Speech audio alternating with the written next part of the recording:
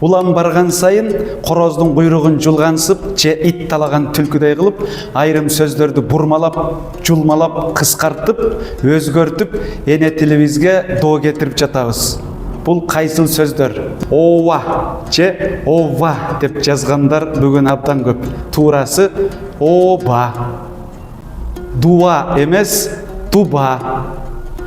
Кечөө эмес, кече. Бартам эмес, бара жатам. Келтам эмес, келе жатам. Огош бетер эмес, ого бетер. Бир демсе эмес, бир нерсе. Кандайс эмес, кандайсыз. Не кылтас эмес, эмне кылып жатасыз. Эчтеке эмес, эч нерсе эмес.